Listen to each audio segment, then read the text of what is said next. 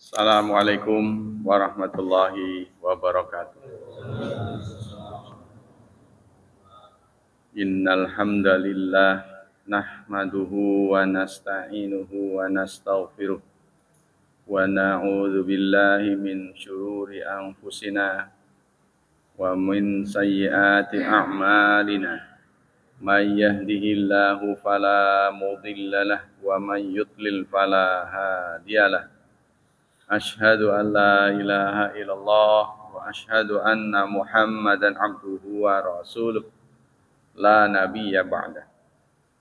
Allahumma salli wa sallim ala nabiyyina Muhammad sallallahu alaihi wasallam wa ala alihi wa sahbihi wa man sara ala nahjihi ila yaumiddin, amma ba'd.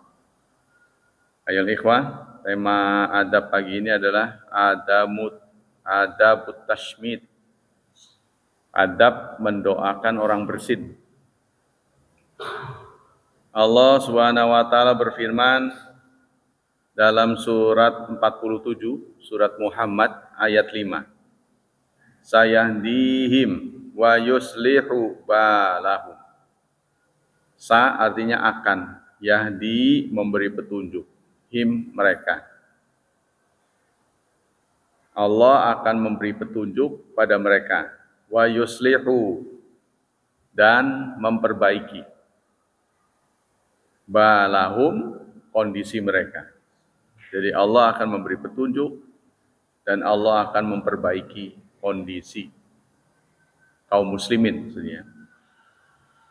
Wa an Abi Hurairah radhiyallahu an, dari Abu Hurairah qala Rasulullah sallallahu alaihi wasallam, Rasulullah bersabda, haqqul muslim 'alal muslim sittun. Hak seorang muslim terhadap sesama muslim ada 6. Hak seorang muslim terhadap kita masing-masing 6. Apa saja itu? Pertama, idza laqitahu fasallim alaihi. Jika kamu menjumpainya, maka salamlah. Pertama salam, ucapan salam ya. Yang kedua, wa idza da'aka fa'ajibhu. Jika ia mengundangmu, maka datangilah, jawablah.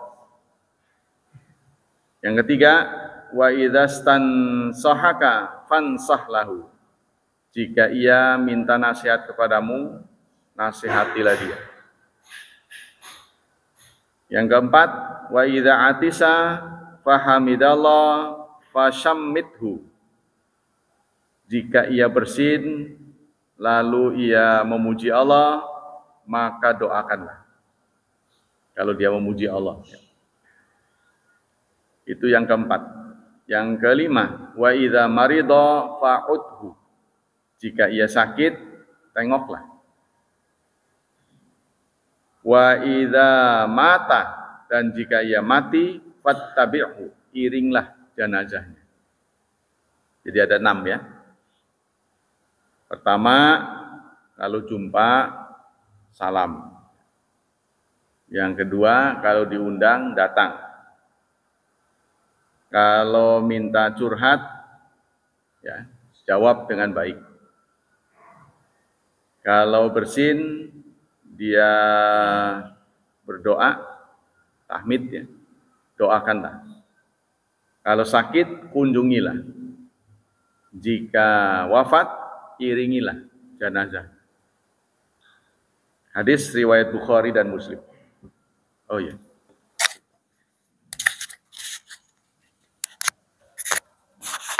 Hadis riwayat Bukhari dan Muslim. Wa min adabi dzalika ayyad wal muslim ya akhil muslim idza hamidallah ba'da atasin bi ayyaqulu yarhamukallah. Adab kita dalam merespon orang yang bersin dan memuji Allah, seorang muslim mendoakan saudaranya yang muslim jika ia memuji Allah setelah bersin dengan mengucapkan yarhamukallah, semoga Allah merahmatimu. Wa yujibul atis, dan orang yang didoakan menjawabnya yahdikumullah wa yuslihu balakum. Padahal tadinya yarhamukallah ya. Ka itu kan tunggal. Semoga Allah merahmatimu. Kamu tunggal. Tapi jawabnya yahdikumullah. Semoga Allah memberi hidayah kepada kalian. Jumlahnya banyak. Walaupun yang bersin sendiri. Yang bersin ini mendoakan yahdikumullah. Banyak ya. Wa yuslihu dan memperbaiki keadaan. Semoga Allah memberi hidayah dan memperbaiki keadaan. Itu doanya. Jadi kalau bersin, alhamdulillah. Sana jawab yarhamukallah. Yang bersin jawab lagi yahdikumullah wa yuslihu balakum. Wa minal adab ayya'lamal muslim anal atas ni'matun min ni'amillah. Seorang muslim hendaklah memahami bahwa bersin itu nikmat dari nikmat Allah. Ya. Kalau nggak percaya ya mau bersin tutup aja, pasti kan nyesek. Wa fadlun kabir dan merupakan keutamaan yang besar.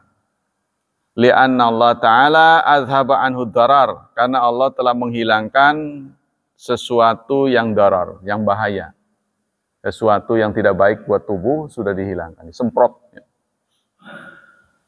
Wa yassarahu serta memudahkan dia lihamdihi untuk memuji Allah. Jadi memudahkan untuk memuji Allah. Dengan ada bersin, dia ingat Allah. Alhamdulillah, gitu kan? Wa yassara khalqahu liddu'a lahu, liddu'a lahu, dan memudahkan orang lain untuk mendoakannya. Jadi saut-sautan. Alhamdulillah, yarhamukallah, yahdikumullah, wa yuslihu balakum. Wa min adabihi an yakhfada sautahu indal atas. Adab bersin, hendaklah merendahkan suaranya saat bersin. Jadi bersin itu jangan dibarengi dengan suara.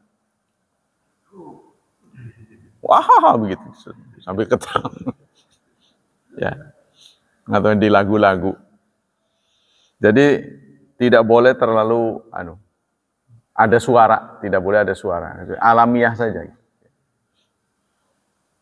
Wa yarfa'uhu indal hamdilillah, tapi sebaliknya orang yang mendoakan kenceng. Alhamdulillah. Salah. Bersinnya rendah, doanya kenceng. Bersinnya rendah, dia alhamdulillah. Kenceng. Wa ayyghtiya anfahu, dan hendaklah dia menutup hidungnya, wafahu, dan mulutnya. Karena sumber keluarnya kan hidung dan mulut. Ya, hatta la yakhruja minha minhuma syai'un, supaya tidak keluar dari keduanya, baik dari hidung maupun dari mulut, sesuatu. Enggak nyemprot. Jadi ditutup begitu. Kalau menurut begini ya. Ya begitu. Gitu. Kalau menurut kita begini. Saya sih lebih cenderung begini. Nah, setelah itu dicuci. Kalau begini kan nempel terus. Wah, dibuka-buka lagi. Cenderung begini karena ini tertutup. Kalau ini kan masih nyemprot ke sini. Enggak tahu lah, beda-beda. Wa alla yulwi unuqahu, dan jangan menoleh saat bersin ke sono atau di sampingnya ada orang nyemprot. Haji, son. Wah, maaf ya. Udah semprot. Ya seperti ini Jadi inilah bedanya Islam dengan pendidikan ilmu. Kalau ilmu itu diterangin dulu manfaat-manfaatnya. Kalau ini mah enggak. Terangin harus begini, harus begini, harus begini. Nah, orang beriman itu menjawabnya sami'na wa ata'na. Enggak perlu mikir kenapa. Iya, enggak perlu. Contohnya orang marah gitu. Kata peneliti psikologi itu, orang marah itu kadang-kadang kita bawaannya marah gitu, tanpa sebab, katanya baper. Nonton drama Korea, curiga pada suaminya. Wah, jangan-jangan suami saya begitu gara-gara nonton. Ya, terbawa emosinya. Jadi marah, bawaannya marah. Suaminya datang telat. Wah, jangan-jangan yang ada di Soro itu, ya. Gitu kan? Kebawa. Nah, kalau dalam Islam itu kan tidak boleh buruk sangka, ya kan? Itu kan sudah dipagari dengan begitu, tidak boleh buruk sangka, tidak boleh tajasus, cari-cari kesalahan, meneliti, nggak usah. Dalam Islam begitu. Tapi kalau ilmu dengan agama itu berbeda. Kalau agama itu pendekatannya dengan yes, nerima, kami beriman. Ya, jadi dengan keyakinan. Kalau ilmu itu dihadapi dengan keraguan. Ragu dulu, yang dikedepankan ragu. Tapi kalau agama, keimanan. Jadi bagaimana mengatur umat ini dengan berbagai kelas, dari mulai kelas anak-anak sampai dewasa, dengan perbedaan kelamin, laki-laki dan perempuan, yang terpelajar dan yang tidak, supaya nurut ke satu titik, ya. Menuju ke satu titik. Nah, ini kalau tidak punya keahlian sulit itu. Ya, ada orang yang bisa bicara hanya di kampus, tapi nggak bisa bicara di luar kampus. Ada orang yang singa podium katanya. Kalau bicara di atas podium, wow, bagus sekali. Tapi dia tidak bisa memberi contoh. Nah, sosok sebagai Rasul ini setidaknya ditulis oleh seorang Al-Qarni, ya, Syekh Al-Qarni. Itu 50 posisi Rasulullah Sallallahu Alaihi Wasallam. Ada 50 posisi. Posisi sebagai suami, posisi sebagai seorang guru, posisi sebagai komandan. Jadi Rasulullah memberi inspirasi itu ada 50 posisi. Dia tulis bukunya. Menarik bukunya. Kita lanjutkan.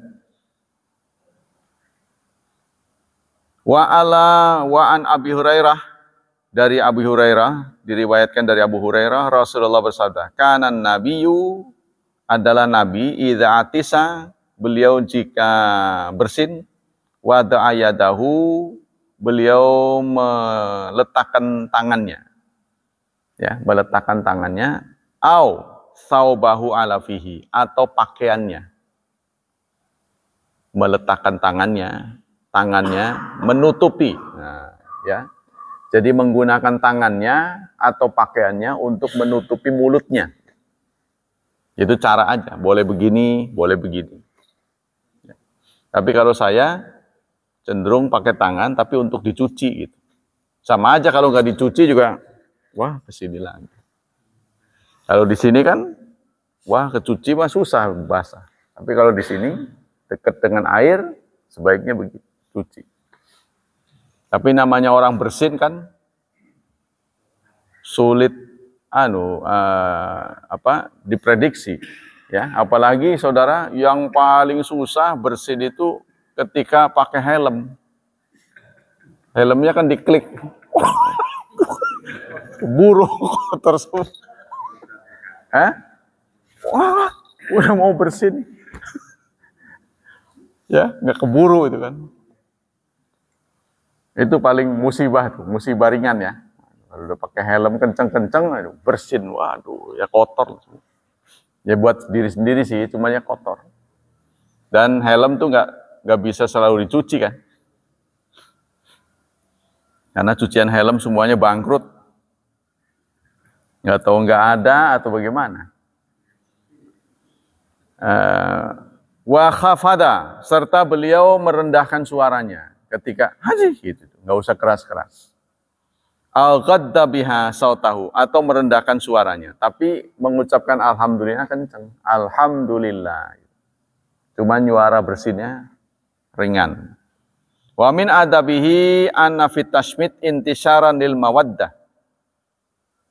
Adab tashmid, mendoakan orang bersin, bahwa pada tashmid itu mendoakan orang bersin, intisyaran lil mawaddah, ini mempublikasikan cinta, menebarkan cinta, sama dengan salam ya. Kata-kata apa yang membuat kita akrab, yaitu assalamualaikum. Memang itu sangat mujarab. Kalau ada orang menatap kita dengan curiga, salamannya assalamualaikum, udah dia manggut. Ya, bener nggak? Kita tiba di suatu tempat nanti, orang curiga ngelihat kita, terus apa yang dilihatin? Jadi nggak tahu. Assalamualaikum. Oh iya, langsung ramah. Gitu tuh. Wa bainal muslimin, di antara kaum muslim, wa ta'lifan liqulubihim, serta menjinakkan hati. Jadi meninggalkan, menghilangkan kecurigaan. Ya, dengan ada saut-sautan itu terasa akrab. Wa tadhkiran lil atis, serta mengingatkan orang yang bersin, wa du'aun lahu, serta doa untuknya, walid musyammit, dan bagi orang yang mendoakan. Orang yang mendoakan nanti juga didoakan. Yarhamukallah, nah itu yang bersin kan. Yahdikumullah wa yuslihu balakum. Wa idza kana al-atis fil khala, jika yang bersin itu di dalam toilet, fayahmadallah biqalbih, maka dia memuji di dalam hati saja. Jadi alhamdulillahnya jangan keluar. Ya, jadi dalam hati. Ya bersin mah nggak bisa ditutupin ya. Tetap aja suara. Tapi doanya itu jangan dikeluarkan. Wa idza atisal kafir fahamidallah yaqalu hadakallah. Jika yang bersin itu orang kafir dan dia mengucapkan alhamdulillah, masih gitu. Alhamdulillah gitu. Gimana kita jawabnya? Maka jawabnya kita berbeda. Hadakallah. Hadakallah. Jadi rahmat itu tidak boleh kita doakan untuk orang kafir. Kan yarhamukallah, semoga Allah merahmatimu. Ya. Jadi kalau orang kafir yang bersin, dia mengucapkan alhamdulillah gitu. Maka kita ucapnya hadakallah. Semoga Allah memberi petunjuk. Mendoakan orang kafir itu boleh. Tapi doa mendapat petunjuk, bukan dapat rahmat. Jadi jangan salah, ya. Mendoakan orang kafir nggak boleh, boleh. Doanya supaya dia jadi orang Islam. Atau doanya afakallah, semoga Allah mengafiatkanmu. Sehat itu jasmani, kalau afiat itu rohani. Kita memandang orang kafir itu rohaninya nggak beres. Gitu. Memang badannya bagus, ya. Nah, sehat. Tapi rohaninya nggak benar. Makanya kita doakan afakallah, hadakallah, atau afakallah. Li hadithi Abi Musa al-Ash'ari radhiyallahu an, berdasarkan hadis Abi Musa al-Ash'ari, qal kanal yahudu yata'atasuna indan nabi. Orang-orang Yahudi jika bersin di dekat Nabi, yarjuna ayyaqula lahum yarhamukumullah. Mereka ingin didoakan oleh Nabi. Ya, mereka kalau bersin di dekat Nabi itu mentahmid. Fayaqul yahdikumullah wa yuslihu balakum. Jadi kalau mereka bersin di dekat Nabi, mereka ingin Nabi itu mengucapkan yarhamukumullah gitu. Ingin, kepengen, ya. Tetapi ternyata Rasulullah tidak menjawab dengan yarhamukumullah, tapi yahdikumullah wa yuslihu balakum. Bisa begitu, ya. Jadi seharusnya ini diucapkan oleh orang yang bersin, tapi bisa kita ucapkan. Jadi kalau mereka alhamdulillah, kita boleh yahdikumullah wa yuslihu balakum.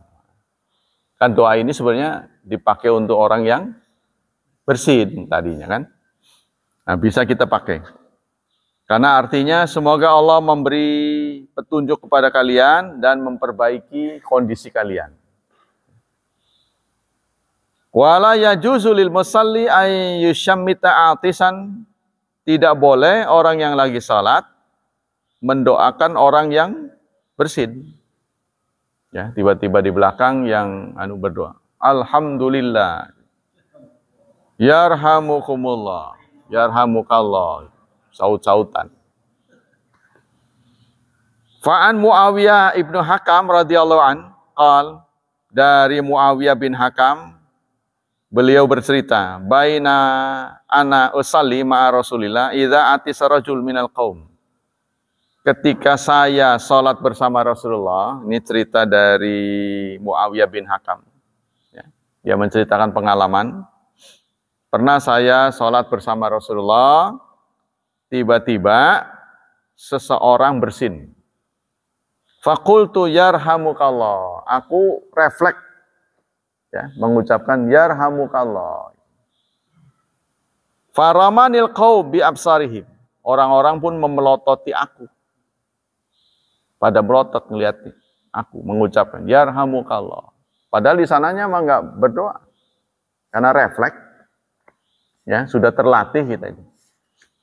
Jadi Hasih gitu. Walaupun dia enggak alhamdulillah, karena kita sudah refleks yarhamukallah gitu. Harusnya didengar dulu dia. Baca alhamdulillah dulu. Kalau dia enggak baca, tidak mengucapkan alhamdulillah, jangan dijawab. Nah, ini karena sudah refleks, sudah terlatih ya. Spontanitas. Apalagi kalau kita dia sudah bawaannya begitulah. Ya, lalu orang-orang memelototi aku pada ngelihat, ya, pada noleh. Oh begitu, nyurang mungkin. Wah, sakala ummaya. Waduh, saya merasa sedih sekali. Ya, semua orang melihat aku. Ya, menjadi sasaran perhatian orang. Gara-gara mengucapkan yarhamukallah. Tanzuruna ilayya. Lalu fakultu, kenapa kalian kok ngelihat saya? Dia negur. Si ini yang dipelotot. Ada apa dengan saya? Tanzuruna ilayya. Kalian melihat aku. Faja'alu yadribuna bi'aidihim ala afkhadhihim. Lalu mereka memukul paha-paha mereka. Mungkin lagi sholat ya. Kan nggak boleh bicara. Nah, ternyata si orang ini mungkin nggak ngerti, sholat nggak boleh bicara. Kenapa saya kok lihat saya ada apa? Jadi lagi sholat dia bicara. Sudah mengucapkan yarhamukallah, orang melotot. Kenapa lihat saya? Negor pula. Mereka pun memukul paha-paha mereka, sahabat-sahabat yang lain. Karena kan lagi sholat nggak boleh bicara. Falamma ra'aituhum yusammitunani lakinni sakattu. Aku lihat mereka memukul paha itu berusaha menghentikan aku. Gitu kayak jangan bicara. Tapi pakai paha.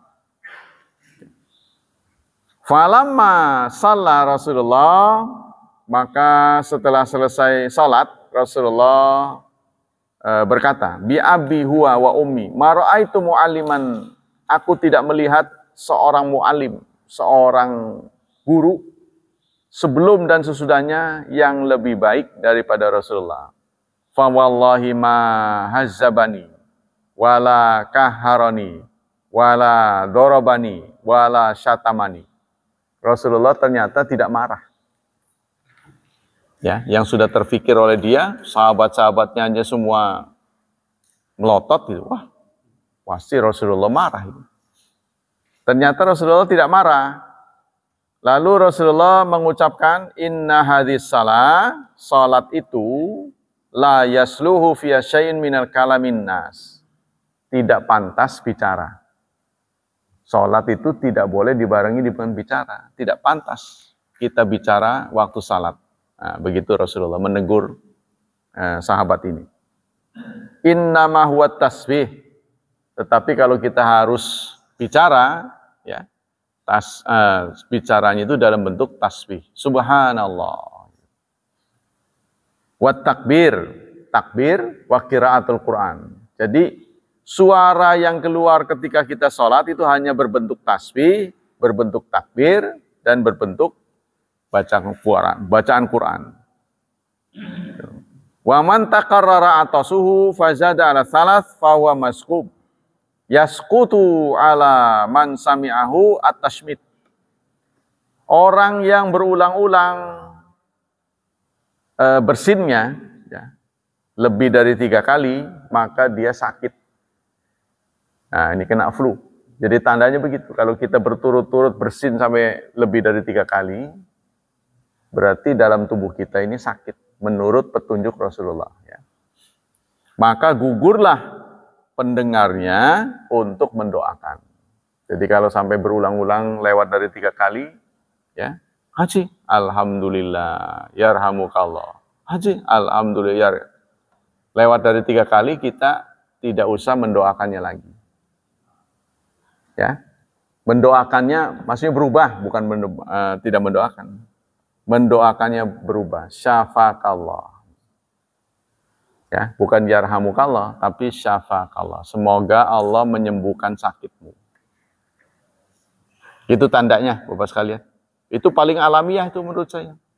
Karena ini apa istilahnya, peringatan-peringatan dalam tubuh, sikring segalanya sudah ada dalam tubuh kita.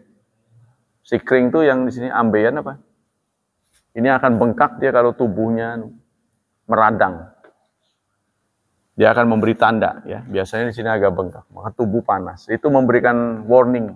Ya, ada yang nggak beres, ada trouble di dalam tubuh.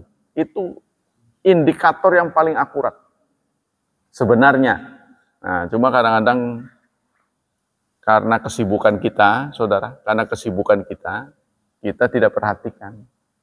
Berapa banyak nasib anak kita kurang beruntung karena kelengahan kita. Kelengahan kita. Antara lain yang paling ditakuti itu demam. Ya, demam melewati batas. Nih, kalaupun kita kemudian telat memberikan obat, anak kita sembuh itu ada yang tidak normal. Karena saraf-sarafnya putus. Itu yang menyebabkan banyak anak-anak itu bengong, setelah sembuh itu bengong. Itu gara-gara sakit panas. Terlambat. Ya. Dulu ada seorang psikolog memberitahu saya, nanti kalau kamu berumah tangga, kalau menghadapi anak demam itu paling harus hati-hati. Walaupun demam itu akibatnya lebih lama daripada muntaber, lebih lama daripada diare, karena diare itu 24 jam ya. Kalau nggak tertolong, tewas. Tapi akibatnya katanya, kalau panas nggak tertolong, saraf-sarafnya putus. Kalaupun dia nanti sembuh, sarafnya nggak bisa nyambung lagi. Sehingga ada penurunan kecerdasan. Nah, dalam banyak kasus, baik saudara maupun tetangga yang anaknya bengong, gila sih enggak, cuma sering bengong, kurang ininya, daya tangkapnya kurang. Nah itu rata-rata karena demam, dulunya enggak, telat tertolong. Nah, makanya kita harus hati-hati. Waman takara tadi ya, yang sudah yang bersin lebih dari 3 kali, maka gugur. Kita mendoakan dengan yarhamukallah. Jadi doanya berubah, syafakallah, semoga Allah menyembuhkan Anda. Faqala Rasulullah hadza rajulun maskum, maka Rasulullah ketika merespon sahabat yang berulang-ulang bersin lebih dari 3 kali, beliau mengatakan laki-laki ini, orang ini adalah maskumun, sakit. Jadi kalau lebih dari 3 kali, ini indikator sakit. Waqtulifa fi tashmiti rajulil mar'ah wal mar'ali rajul. Bagaimana kalau yang bersin itu laki-laki, Ya, perempuan boleh nggak mendoakannya, terutama yang bukan terhubung sebagai istri, ya, suami istri atau muhrim. Boleh nggak? Kalau nggak ada hubungan apa-apa, beda kelamin, boleh nggak? Faqala ba'duhum bijawazi. Sebagian orang mengatakan boleh. Jadi terjadi ikhtilaf. Kalau ikhtilaf ya kita nggak boleh kenceng. Kita harus hormati. Kalau ulama sudah memberikan lampu kuning, nah berarti boleh begini, boleh begitu. Ya.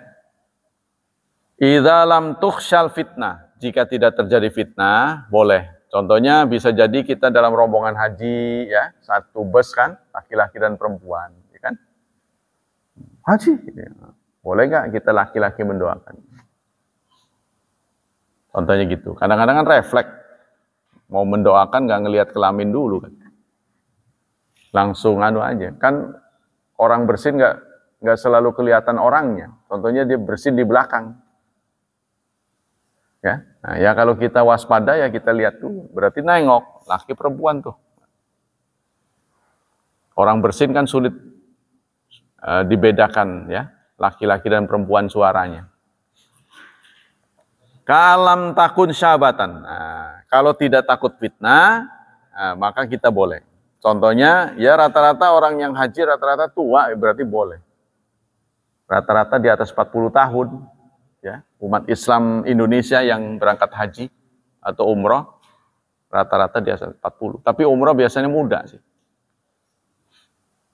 Au yuridu ayastanqiha.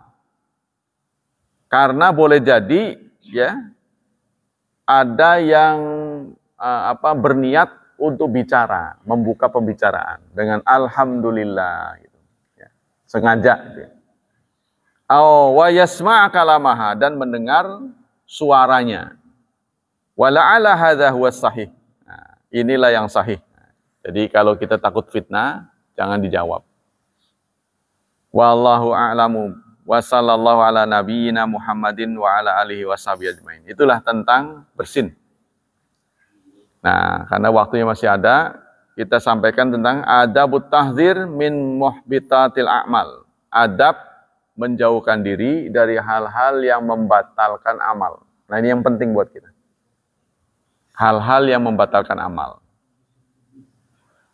Allah Subhanahu wa taala berfirman dalam surat 5 ayat 5. Wa may yakfur bil imani faqad habita amaluh. Barang siapa yang kafir terhadap keimanan, maka sia-sia amalnya. Jadi maksudnya hal-hal yang membatalkan itu begini. Kita sering beramal untuk mendapatkan pahala.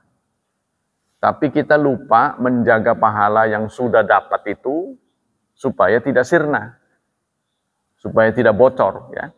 Nah ini yang jarang kita lakukan. Jadi kita terus ya, diisi terus. Tapi lupa yang ada ini kebocoran, ada kebocoran. Nah, kita harus jaga jangan sampai bocor. Dalam sebuah ayat yang lain, surat 6 ayat 88, Allah berfirman, walau asyraku, kalau mereka musyrik, lahabita, niscaya gugur, sia-sia, anhum dari mereka, makanu ya'malun, apa-apa yang mereka amalkan. Wa qala sallallahu alaihi wasallam, dalam sebuah hadis Rasulullah bersabda, innallaha la yaqbalu minal amal, illa ma kana lahu khalisan wabtagha bihi wajhah. Allah tidak menerima suatu amal kecuali amal yang berasal dari orang yang ikhlas dan tidak dia lakukan kecuali mencari wajah Allah. Ini bahasa lain dari ikhlas, bukan wajah manusia, bukan carmuk, bukan cari muka, tapi yang dicari muka Allah. Wa min adabi dzalika anna 'alal muslim ma'rifatu muhbitatil a'mal hatta la yaqa fiha. Wajib kepada setiap muslim untuk mengetahui hal-hal yang mencederai amalnya. Hal-hal yang membuat amal dia cacat. Ini harus kita ketahui. Ya.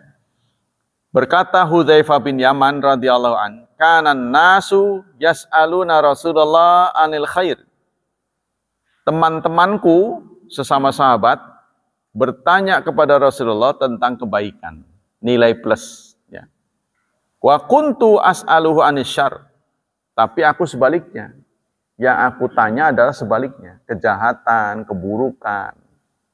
Hal-hal yang menodai amal. Kalau teman-teman menanyanya kebaikan, ya, pahala, itu yang ditanya. Saya sebaliknya. Makhafatan, karena takut ayyudrikani, aku akan mengalaminya. Jadi kalau teman-teman yang ditanya yang baik-baik, kebaikan itu apa, amal soleh itu apa. Kalau saya sebaliknya, kejahatan itu apa, dosa itu apa, yang membocorkan dan mencederai amal itu apa. Itu kata Hudzaifah bin Yaman. Wa minal adab ana alal ulama idahu hadhil muhbitatil amal. Begitu juga bagi orang yang ngerti, ulama, untuk menjelaskan hal-hal yang membatalkan amal kepada umat. Wa alal muslimina ta'allumuha, dan setiap muslim harus mempelajarinya. Ya, wajtinabuha, dan menjauhinya. Fa innaha tufsidu af'alah, karena amal-amal ini akan merusak amalnya, perbuatannya. Jadi akan menjadi rayap. Kita kira tabungan banyak, nggak taunya hancur, ya. Wa aqwalahu, dan ucapannya wa yahdibu mabana, dan akan merontokkan, akan menghancurkan apa yang sudah dibangun. Nah, itu ya, akan dihancurkan. Wa hadza amrun khatirun, ini urusan yang sangat riskan. Wasyaitanu adul insan yas'al ifsida amali wa ibati. Ini adalah pekerjaan setan. Setan selalu mencari kesempatan untuk menghancurkan amal kita. Bi ayyawaswisalahu, untuk memberikan waswas. Jadi kalau belum mengamalkan, setan datang untuk memberikan waswas. Ya, tadi kamu batal nggak wudunya? Kita nanya pada diri kita. Perasaan tadi buang gas kamu, padahal sudah di soft awal. Waduh, iya tadi udah wudu belum ya? Jadi akhirnya mikir lagi. Udah wudu belum kamu? Nah, itu kan, nanya sendiri. Perasaan tadi kamu buang gas. Jadi akhirnya mundur dia ke WC. Ya, udah WC diberi was-was lagi. Udah benar belum wudunya yang sempurna? Ketinggalan akhirnya. Nah itu kalau sebelum amal. Nah kalau sedang beramal, setan datang mempengaruhi. Supaya kita mikir yang enggak-enggak. Tadinya mikir sholat, mikir yang macam-macam. Mikir ini, mikir ini. Akhirnya yang dia baca, lupa. Kan? Nah setelah beramal, datang lagi setan. Ceritain sama teman kamu sudah amal bagus. Nah jadi akhirnya, hilang gitu. Ya, nge-share, di-share, foto. Ada orang yang begitu ya. Makan di-share, mau apa di-share, sholat malam. Ayo sholat malam nih, saya udah mau subuh. Apa yang nggak hilang itu? Amalnya itu. Tapi kalau untuk contoh boleh. Seorang guru, contohnya di pesantren, ngasih tahu murid-muridnya boleh. Tapi kalau untuk teman kita harus hati-hati. Jadi jangan sampai amal kita yang sudah capek-capek kita bangun, itu menjadi rontok semua. Hancur. Nah, mari kita pelajari. Apa saja? Yang pertama itu adalah kufur dan syirik. Kufur. Kufur itu ingkar. Syirik itu menduakan Allah. Allah berfirman dalam surat 25 ayat 23. Wa qadimna ila ma'amilu. Kami datangkan amal-amal mereka. Jadi saat pemeriksaan, coba mana amalnya? Dikedepankan semua. Faja'alnahu haba'an mansura. Maka kami jadikan amalnya itu seperti debu yang diterbangkan. Diawurin. Nah sudah dikedepanin nih amal saya, acak-acak, dihilangkan semua. Nah gitu kan penyesalan yang mendalam. Kita tidak bisa memperbaiki lagi, kan sudah akhiratnya. Apa saja yang kedua? Yang kedua, al-mannu bihi wal adza, mengungkit-ungkit amal baik. Itu yang menghancurkan amal kita. Pertama adalah syirik. Ya. Yang kedua mengungkit-ungkit amal yang baik. Kalau syirik besar sih kemungkinan kecil ya. Tapi syirik kecil itu syirik yang samar adalah riya. Cara membunuh riya itu harus sering. Ya, kalau kita sedekah, wah, hati saya kok sumringah, pengen dilihat orang. Bagaimana mengatasinya? Bukan berhenti sedekah, terus. Nah, jadi dengan sering nanti hilang sendiri. Ya, jadi bukan dengan menjauhi. Kalau begitu saya nggak sedekah lah, takut riya. Itu salah ya.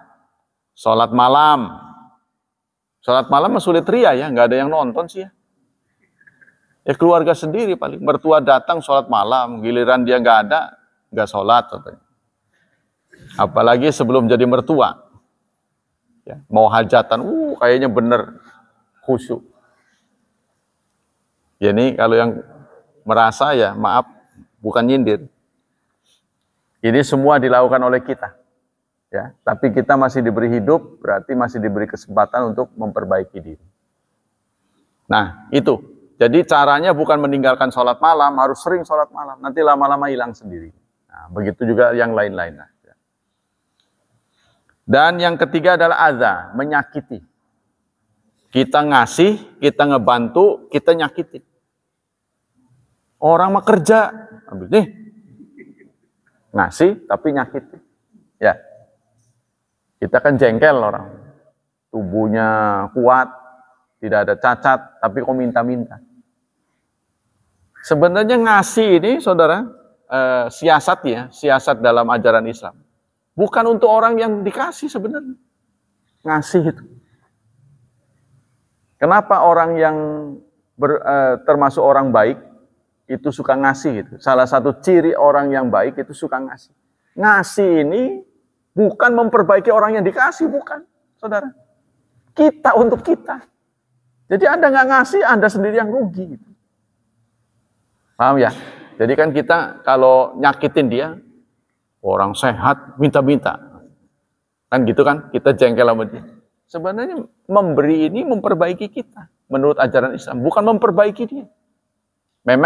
Memang dampak positifnya iya, kan?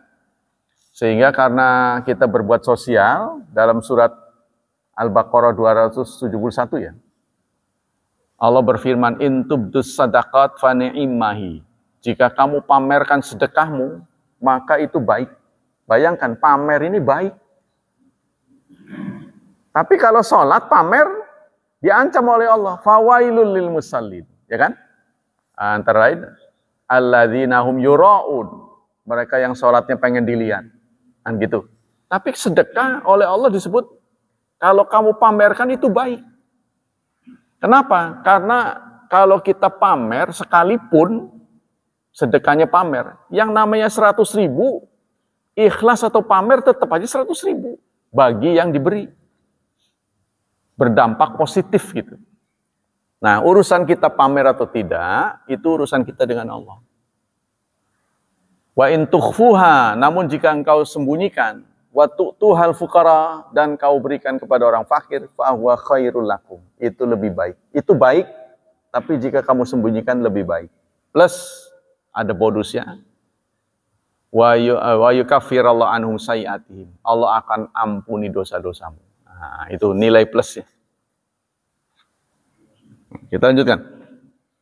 Yang ketiga, tadi itu ya, kafir, syirik ya, ngungkit-ngungkit ya. Kalau dalam bahasa sini ngundat-ngundat. Ya. Yang ketiga adalah riya. Nah, riya yang keempat.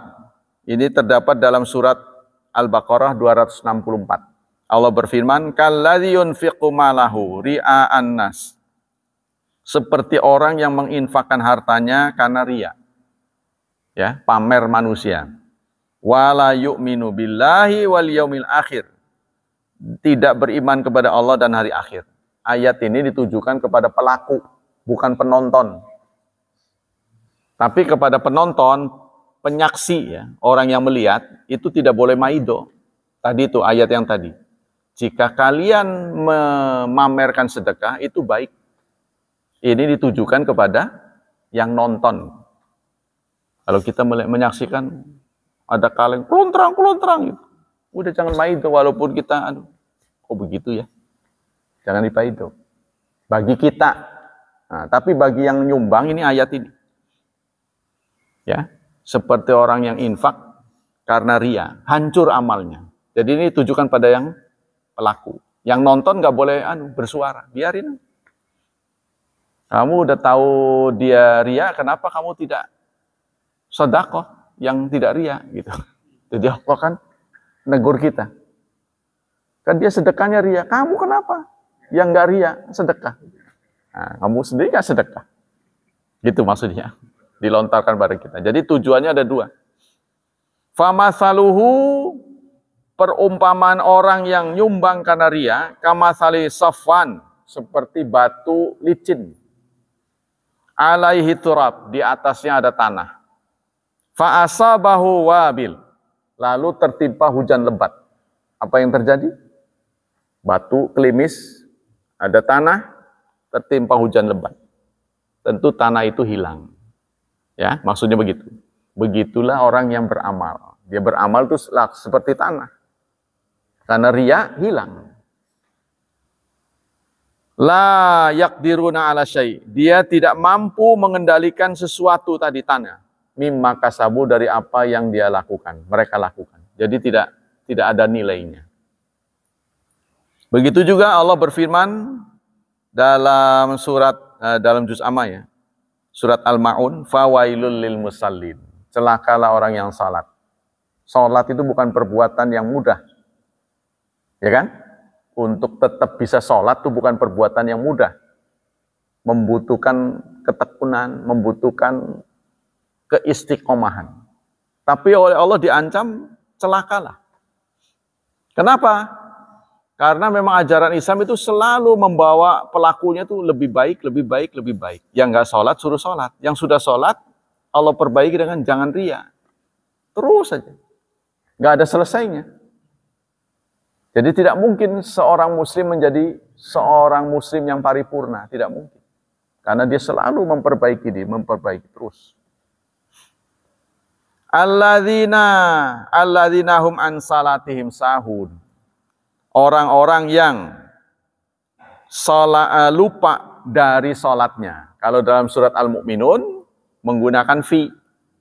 Alladzi qad aflahal mu'minun. Sungguh bahagia orang-orang mukmin. Alladzina hum, yaitu orang-orang yang fi sholatihim, di dalam sholat. Jadi pelaksanaan sholatnya khusyuk.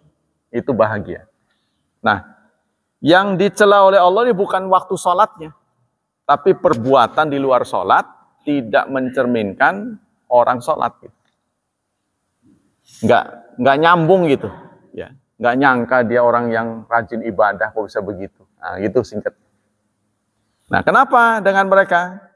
Alladzina hum yura'un wa yamna'unal ma'un. Karena sholatnya ria dan menolak al-ma'un. Ma'un ini adalah orang yang hajat.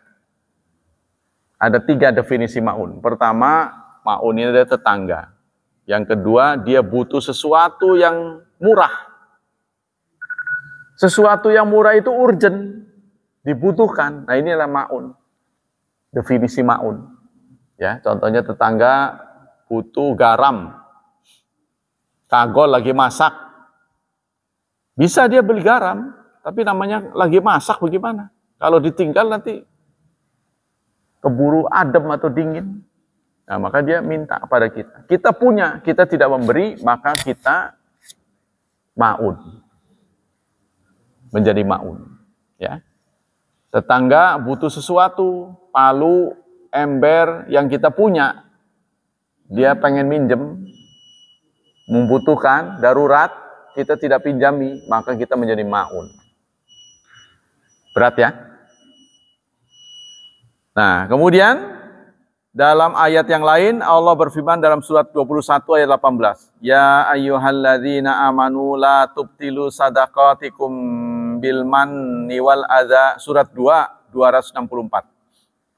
Wahai orang-orang beriman, janganlah kalian batalkan sedekah-sedekah kalian dengan mengungkit-ungkit dan menyakiti.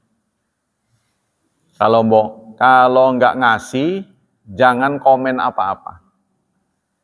Ya, komennya harus baik gitu ya. Kalau ngasih, ya komennya juga bagus, jangan menyakiti. Karena katanya menurut psikolog, menurut ilmu kejiwaan, perlu energi besar untuk membuat kita ini harus menjadi peminta-minta. Umumnya manusia itu tidak mau minta-minta. Umumnya manusia itu menjaga martabat dirinya, martabat harga dirinya. Tetapi dia mengkondisikan untuk minta, itu perlu energi neken diri. Artinya maksudnya menahan malu. Karena itu, karena dia dalam posisi malu, lalu kita ucapkan kata-kata yang menyinggung perasaan, dia marah. Contohnya kan? Ya contohnya itu tadi, orang minta-minta. Orang sehat minta-minta. Sehat juga, saya udah ngelamar Pak, kemana-mana nggak ada. Pasti dia jawab. Karena dia posisinya malu. Minta itu malu sebenarnya. Ya, nah itu kalau kita punya, kita beri. Tapi kalau nggak punya, ya sudah. Tapi nggak selalu memberi itu menjadi kebaikan ya. Hati-hati, memberi itu bisa diancam pidana di satu tempat. Ya. Contohnya ada daerah tertentu yang sudah menetapkan peraturan memberi di area lampu lalu lintas, traffic light, itu bisa diancam pidana. Karena itu hati-hati. Sudah ada perdanya itu kan. Karena itu akan membiasakan orang di situ. Nah, itulah beberapa perbuatan yang menggugurkan amal kita. Salam berjabatan tangan. Ya, kalau tidaklah dua orang muslim yang berjumpa lalu berjabatan tangan, lalu terpisah kecuali kecuali malaikat mendoakannya. Ada itu. Jadi dua muslim yang berjumpa lalu dia jabatan, itu di luar salam ya. Lalu berpisah, maka malaikat akan mendoakan ampunan untuk keduanya. Jabatan tangan. Tapi jabatan tangan ini jangan selalu dikaitkan dengan ibadah. Jangan dikaitkan dengan ibadah, itu di luar ibadah. Kalau dikaitkan dengan ibadah, ulama ada yang memberikan warning nanti masuk ke bid'ah.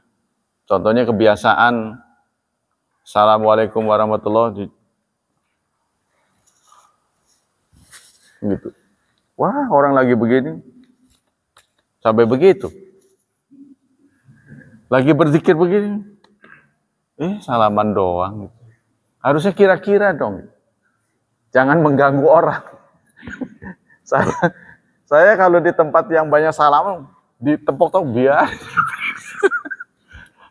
Sengaja itu untuk memberi pelajaran bahwa salaman itu bukan paket dari sholat gitu. Jadi bukan salamannya yang salah, saudara. Kalau saudara menganggap itu wajib, itu yang nggak boleh. Karena bid'ah itu kaitannya dengan keyakinan. Paham ya? Contoh sederhana, Pak Mul pakai sarung. Kalau Pak Mul menganggap sholat itu hanya sah pakai sarung, itu tidak boleh. Tapi kalau kita pakai sarung tujuannya menutup aurat, jadi bukan sarung aja, apapun jadi, ya kebetulan punyanya sarung, nggak ada masalah. Gitu kan? Begitu juga pakai masker. Kita pakai masker menjaga supaya tidak ada polusi, karena kita lagi terganggu kesehatannya, atau daerah yang banyak debu, nggak ada masalah. Tapi kalau kita menganggap sholat hanya sah jika pakai masker, itu yang tidak boleh. Jadi ada kaitannya dengan keyakinan. Begitu juga salaman. Udah lama nggak ketemu sama opung, sakit. Habis sholat, kebetulan kan nengok ke kanan, nggak masalah. Tapi nanti kalau sholat asar lagi, salaman lagi. Maghrib, salaman terus. Ini yang dikritik orang. Jadi maksud saya, kita itu harus menjalankan aturan Islam itu secara sadar. Hikmahnya kenapa gitu. Ulama kenapa melarang, kenapa nyuruh. Pasti ada ada yang mereka ketahui yang perlu kita jalankan karena mereka punya pengalaman banyak. Itu Pak. Ya, jadi kalau kita salaman nggak ada masalah. Tapi di madrasah kalau beda kelamin ya harus salaman sih salaman tapi jangan bersentuhan. Karena tradisi NU kan salaman. Memang, tapi saya salamannya begitu. Karena pemerintah menetapkan berdasarkan ini peraturan, kelas tidak boleh khusus laki-laki, khusus perempuan tidak boleh, harus dicampur. Ada beberapa sekolah swasta begitu kan, tapi dia swasta. Kalau kita kan di madrasah kan yang ya tidak di bawah naungan aturan kurikulum pemerintah, laki-laki semua laki-laki, perempuan semua perempuan. Tapi kalau NU kan laki perempuan jadi satu, walaupun misah gitu ya, sono sebelah kanan sebelah kiri.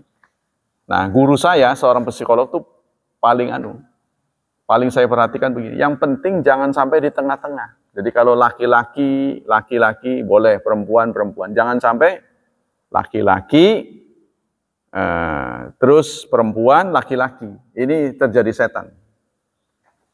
Yang penting begitu. Makanya saya terapkan. Kenapa kamu duduk di sana, pindah ke sana? Karena Anda bukan laki-laki aja, perempuan juga begitu.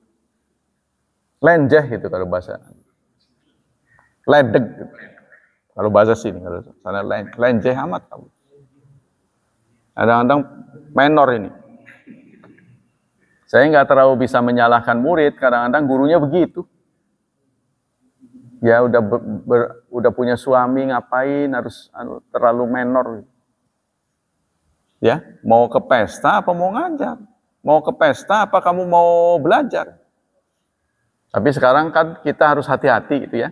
Dalam menghadapi itu, khawatir dituduhnya intoleran. Intoleran. Ya, kita salamannya begini saja.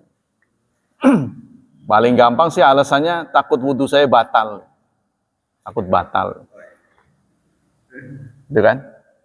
Nah itu Pak, jadi ada hadisnya. Tidak ada dua muslim yang berjumpa lalu bersalaman dan mereka berpisah karena Allah, melainkan Allah, malaikat akan mendoakan. Ada lagi pertanyaan? Kita lanjutkan beberapa menit lagi ya. Sekarang hadis. Hadis yang ke-18. Dari Ibnu Abbas, qala. Beliau berkata, la'ana Rasulullah sallallahu alaihi wasallam, Rasulullah melaknat al-mutasyabbihina minar rijal bin nisa. Orang laki-laki yang menyerupai perempuan. Rasulullah melaknat laki-laki yang menyerupai perempuan. Tapi bukan menyerupai karena alami. Apa itu maksudnya? Menyerupakan dirinya, niru-niru ya. Begitu juga perempuan-perempuan yang meniru-niru laki-laki. Apa itu? Kalau perempuan meniru laki-laki apa istilahnya? Tomboy. Kalau laki-laki meniru perempuan? Bukan feminin. Banci ya? Bencong. Waria. Nah, waria kan singkatan dari wanita pria. Nah itu. Apa kesimpulan dari hadis ini? Pertama, mustarak bainar rijali wan nisa fi asnabil libas, dalam urusan pakaian. Jadi dianggap menyerupai dalam soal pakaian. Ya. Laki-laki menggunakan pakaian kayak perempuan, perempuan kayak laki-laki. Gitu. Fahadza jaizun lin nawain li anal asla al ibaha wala tasyabuh. Ya, jadi kalau ada pakaian yang bisa dipakai laki-laki dan perempuan, itu tidak soal. Bukan penyerupaan. Jadi kalau ada pakaian yang bisa dipakai laki-laki dan perempuan, lalu dipakai laki-laki atau dipakai perempuan, itu nggak ada masalah. Yang kedua, mukhtasun birrijal. Pakaian yang khusus dipakai laki-laki. Ya. Maka tidak selayaknya dipakai perempuan. Makanya ada apa tuh? Namanya perempuan bersorban ya. Apa itu? Ada judul itu. Pernah dikritik orang. Karena sorban kan dipakai laki-laki. Nah ini cenderung mengangkat film itu untuk mempromosikan LGBT. Perempuan bersorban ya, kalau nggak salah. Perempuan bersorban. Jadi memang judulnya sederhana, tapi ini adalah memang dipromokan untuk itu.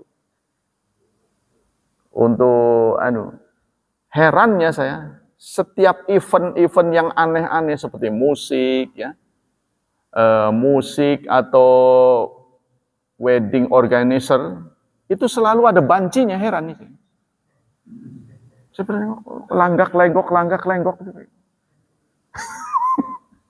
gitu ya. Perias-perias itu apa memang disengaja, apa memang asli, saya nggak ngerti. Langgak-lenggok, ada timnya, krunya itu. Pasti ada begitunya. Saya perhatikan itu. Yang ketiga, mukhtasun bin nisa. Ada pakaian yang khusus untuk perempuan. Fala yahilu lirijal. Karena itu jangan dipakai oleh laki-laki. Tapi kalau yang bisa dipakai laki-laki dan perempuan, hukumnya bebas. Yang selanjutnya, al-hikmah mina nahyan tasyami. Mana ini kesimpulannya? Ya, kesimpulannya pertama ini. Tahrimu tashbih rijal bin nisa. Haram laki-laki meniru perempuan. Ya.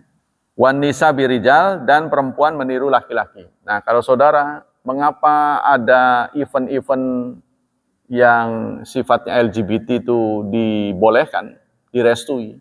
Karena mendapat izin pemerintah ini sulit. Kalau dia menolak, nanti ada boikot apa gitu tuh. Serba salah jadinya. Jadi sudah digelontorkan dana. Ya. Jadi kita akan lihat, menyaksikan pernikahan perempuan dengan perempuan, laki-laki dengan laki-laki. Di luar negeri dibolehkan. Bukan itu saja. Kadang-kadang memang ada pikiran gila mereka itu. Sudah menjadi-jadi. Orang disahkan menikah dengan mayat. Ini kan perbuatan yang gila, ya. Lalu ada hukuman, dihukum 100 tahun, padahal lebih dari umurnya kan. Itu sanksi yang diberikan di luar negeri. Nah, bagaimana dihukum sampai melewati batas umurnya? Jadi dia dikuburnya di penjara. Sampai pun matinya, nanti ukurannya sejak dijatuhkan itu sampai berapa tahun sesuai dengan hukumannya baru dibongkar. Ini kan namanya otak Begitu juga binatang diadili. Ya, kalau ada anjing menggigit orang sampai mati, diadili anjing. Namanya sedeng menurut kita. Tapi kalau kita nuduh mereka marah. Kamu yang sedeng. Ya membunuh, menggigit, diadili. Nah, ini kan namanya otaknya. Kadang-kadang binatang dikasih warisan. Kurang kerjaan kan? Nah, saudara, sebenarnya ini juga tertuju pada kita. Saudara-saudara yang memelihara binatang. Ingatlah, makhluk Allah yang tertinggi itu manusia. Kalau saudara ingin memelihara, sebaiknya manusia. Jadi kita memberikan santunan, gitu maksudnya, itu lebih mulia daripada melihara binatang. Jadi banyak orang yang mengeluarkan infak untuk binatang lebih daripada manusia. Ya, ini yang menurut saya salah. Banyak anak yatim, banyak janda-janda, tapi janda itu harus yang udah tua benar ya. Jadi ada gerakan janda tidak dinikah. Kan curiga kan, serba salah kan? Menimbulkan fitnah, makanya itu semuanya itu destinasi untuk sedekah, mendapat pahala lebih. Jadi ketimbang kepada binatang, lebih pada manusia, pahalanya lebih besar. Ya, kita hobi sih hobi, tapi sebenarnya binatang itu bukan dunia kita sebenarnya. Di satu titik dia akan berbahaya buat kita. Contohnya kucing. Jangan meniru Abu Hurairah. Abu Hurairah itu kucingnya sampai kepala-kepala. Dia dirawat sehingga tidak mengganggu tetangga. Kalau kita kan nggak dirawat, kemana-mana sehingga orang merasa terganggu dan ada virusnya. Virusnya sangat berbahaya, khususnya buat janin. Jadi kita rupanya memang ditakdirkan oleh Allah tuh dunianya sudah tidak sama dengan binatang. Kalau bukan untuk budidaya, ya jangan harusnya jauh-jauh gitu. Yang paling aman dan awet sebenarnya kura-kura. Kura-kura pun itu buang kotoran di mana-mana. Kan dia hidupnya lama, bisa ratusan tahun itu. Kadang-kadang melebihi usia kita. Nah, itulah. Jadi tiru meniru yang pertama. Yang kedua, anatasyabuhar rijal bil mar'a wa mar'a bil rajul min kabairi dzunub. Meniru yang tidak sesuai dengan kelaminnya itu termasuk dosa besar. Nah, kenapa anak-anak bisa menjadi waria? Itu juga salah satu penyebabnya dari orang tuanya. Kok bisa dari orang tua? Ya, karena orang tua dulu tidak bisa memprediksi bayinya laki atau perempuan.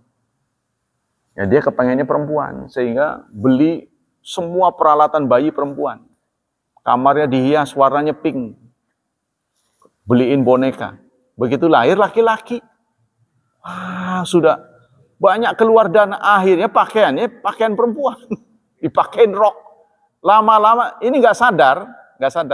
Orang tua ini nggak. Lama-lama dia tumbuh sebagai perempuan. Ya, jadi sifatnya lemah gemulai, suaranya ditekuk-tekuk. Lama-lama benar jadi perempuan. Nah, itu peranan orang tua.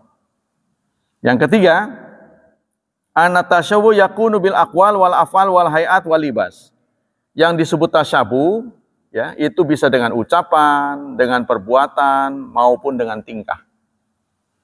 Ya, jadi kita kalau laki-laki dudukannya sebagai laki-laki, perempuan sebagai perempuan. Nah, begitu juga Islam mengajarkan kalau laki-laki dan perempuan kita punya anak berbeda kelamin, umur 10 tahun harus dipisah. Ya, kamarnya harus dipisah, nggak boleh tidurnya bareng. Mainannya juga berbeda, kecenderungan juga berbeda. Demikianlah 3 kesimpulan dari hadis ini. Ada yang bertanya sampai di sini? Ya, kalau menurut ajaran Islam seharusnya sholat itu menjadi benteng ya. Inna salata tanha anil fahsya'i wal munkar. Sholat itu bisa mencegah pelakunya dari perbuatan keji dan mungkar. Seharusnya. Makanya ini ada orang yang bertanya, kenapa tidak ada perubahan lebih baik? Nah, berarti ada kesalahan. Contohnya itu, kenapa tokoh-tokoh yang rajin beragama, rajin menjalankan agama, tampil sebagai pemarah. Marahan itu, bukan ramah, peramah. Marahan biasanya. Orang yang justru sholatnya khusyuk, itu tampilnya sangar.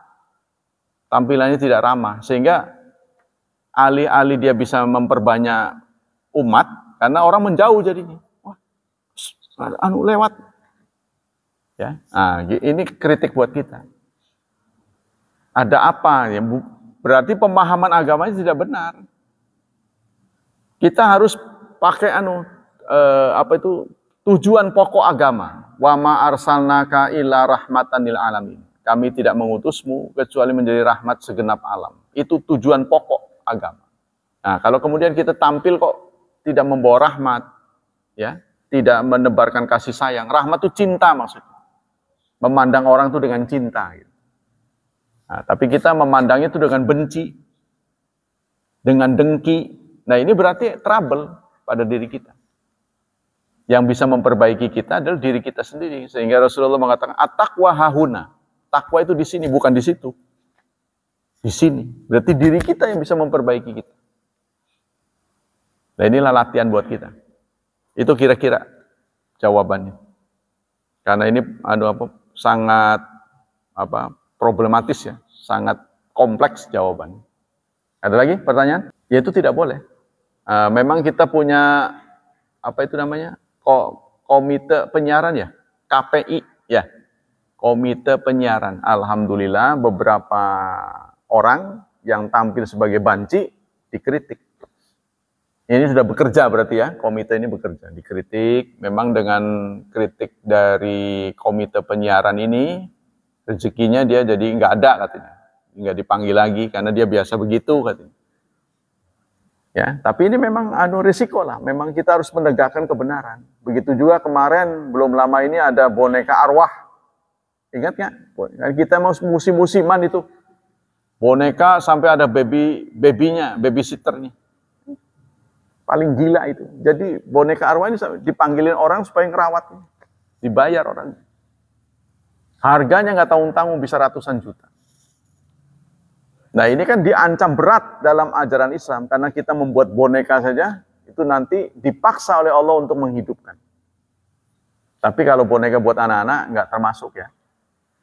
Ada orang yang mengatakan mengkritik juga ya. Kita harus bisa memposisikan. Kalau kita sudah posisikan benda mati sebagai hidup, itu yang tidak boleh. Tapi kalau sekedar ya dia hanya buat mainan, ya kita harus batasi ya. Nah itu Pak, jadi menempatkan itu tidak boleh. Silakan, ada lagi? Sudah terjawab semua ya? Demikianlah hadirin hafizani wa hafizakumullah. Semoga Allah tetap menjaga keberkahan kita. Semoga Allah melindungi dan menyelamatkan kita dari wabah dan fitnah. Semoga Allah mencerahkan masa depan putra-putri kita, membentuk mereka menjadi generasi yang salihin dan salihat. Subhanakallah wa bihamdik, asyhadu an la ilaha illa anta astaghfiruka wa atubu ilaik. Wassalamualaikum warahmatullahi wabarakatuh.